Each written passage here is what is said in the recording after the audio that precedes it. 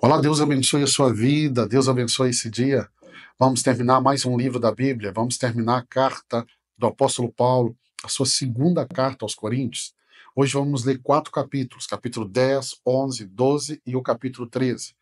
Capítulo 10, aqui nós temos a defesa do ministério de Paulo. Deixa eu pôr aqui no capítulo 10. Paulo defende o seu ministério.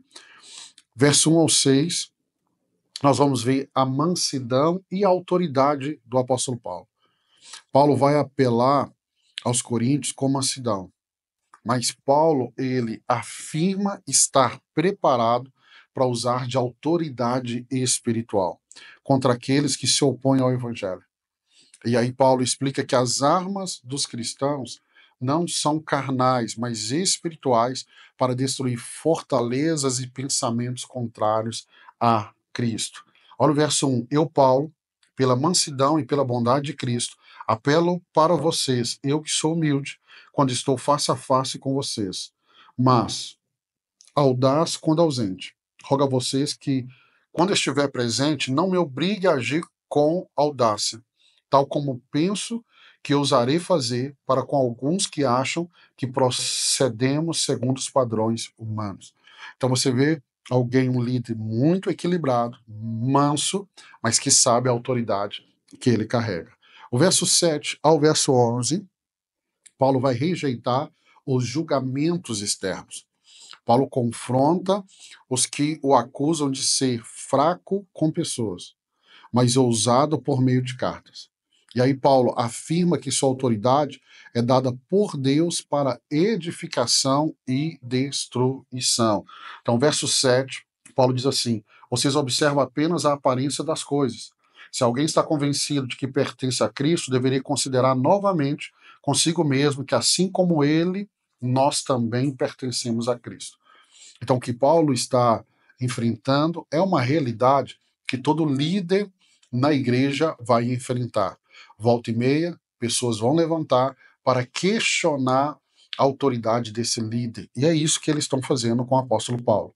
O verso 12 até o verso 18, Paulo ele vai falar aqui sobre o foco em Cristo. E aí Paulo rejeita a comparação com outros líderes. E ele se gloria apenas no que Deus realizou por meio dele. E ele vai exortar os coríntios a se concentrarem na aprovação do Senhor e não na aprovação de homens. Então, Paulo é muito claro. Paulo está falando aqui, olha, é, verso de número 16. Para que possamos pregar o evangelho nas regiões que estão além de vocês, sem nos vangloriarmos de trabalho já realizado em território de outro. Contudo, quem se gloriar, glorie-se no Senhor, pois não é aprovado que a si mesmo se recomenda, mas aquele a quem o Senhor recomenda.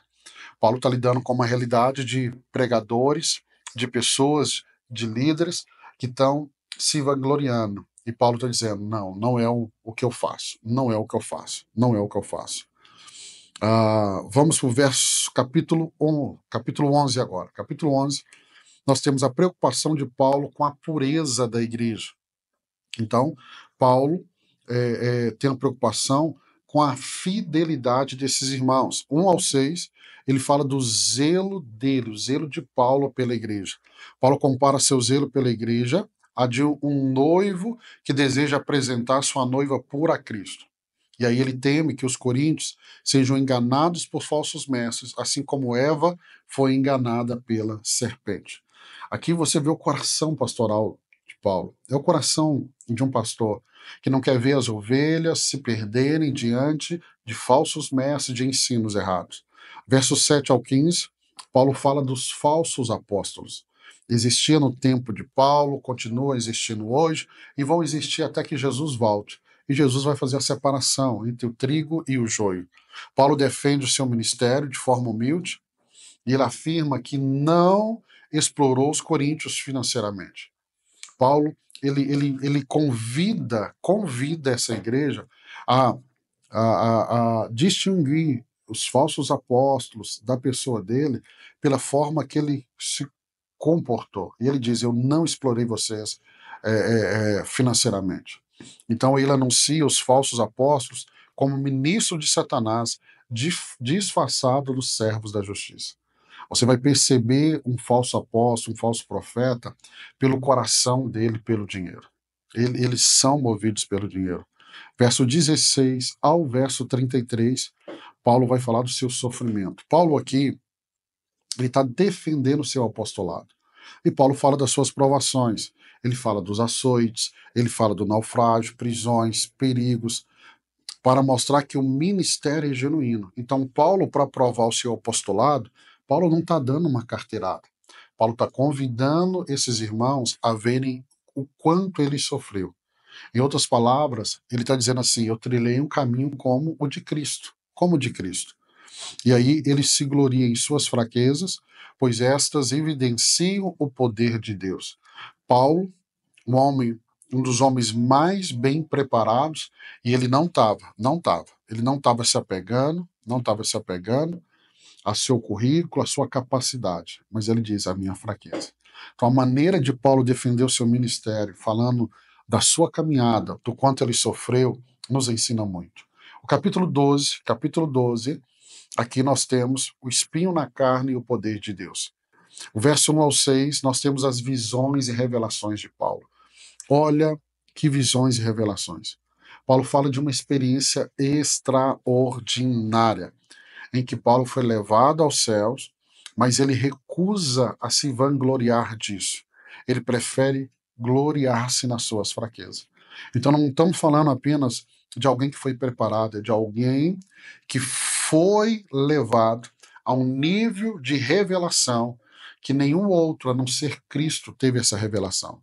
E o verso 7 ao 10, Paulo fala do espinho na carne. E aí Paulo fala do espinho na carne que o manteve humilde. O espinho na carne é para lembrar Paulo: você é homem, você é humano. É como se Deus usando o espinho na carne para dizer: Paulo, fica aí no seu lugar. Interessante que hoje outros se vangloriam tão fácil, tão fácil, tão fácil, tão fácil. E aí ele ora para Deus tirar o espinho na carne e Deus vai responder para ele que a graça era suficiente, pois seu poder aperfeiçoa na fraqueza. Temos que sempre lembrar como a Bíblia já nos ensina: a quem muito é dado, muito é cobrado. Então Paulo teve um nível de revelação tão alto, por isso essa cobrança, não só de Deus, mas até mesmo dos homens. O verso 11 ao 21, nós temos o amor pastoral de Paulo. Olhar para a vida de Paulo é entender que o coração dele era um coração de pastor. E aí Paulo lamenta que os coríntios ainda questionem sua autoridade, mesmo após os esforços em servi-los sem buscar lucro. E aí ele exorta a buscarem arrependimento antes da próxima visita. Perdão. Então Paulo traz essa orientação. Deixa eu ler aqui com você o verso de número 21. Aqui. Receio que, ao visitá-los outra vez, o meu Deus me humilhe diante de vocês. Eu lamente por causa de muitos que pecaram anteriormente e não se arrependeram da impureza, da imoralidade sexual, da libertinagem que praticaram. A gente pensa assim: depois da primeira carta, todo mundo se arrependeu. Irmão, todo mundo é muita gente. Ainda permanecia aqueles que estavam com o coração duro, duro, duro.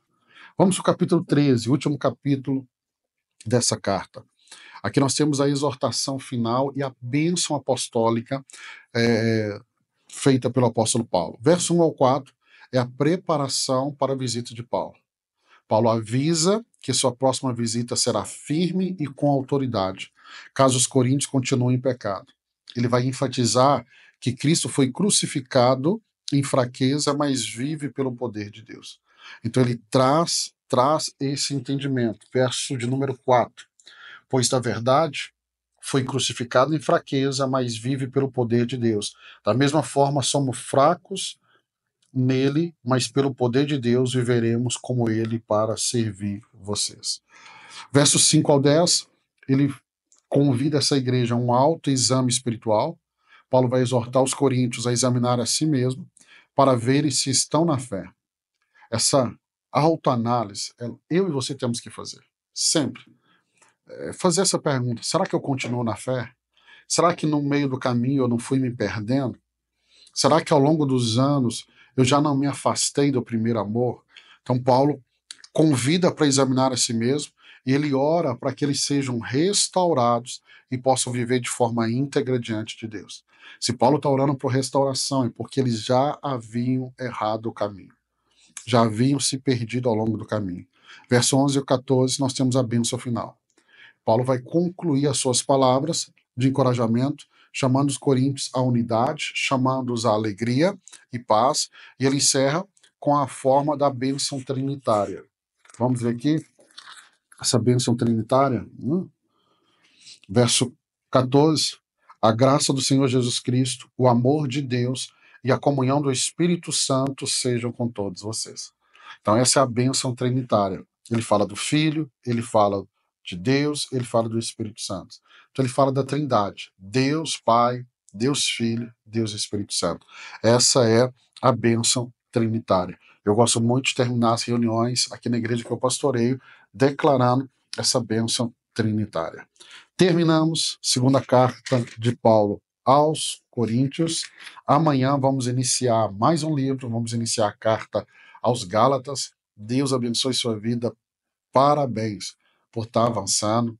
Nós já estamos na reta final de concluir toda a Bíblia. Então celebre cada livro, cada avanço, porque dia 31 de dezembro nós vamos encerrar a leitura de toda a Bíblia. Deus abençoe sua vida. Eu te encontro aqui amanhã, se Deus permitir.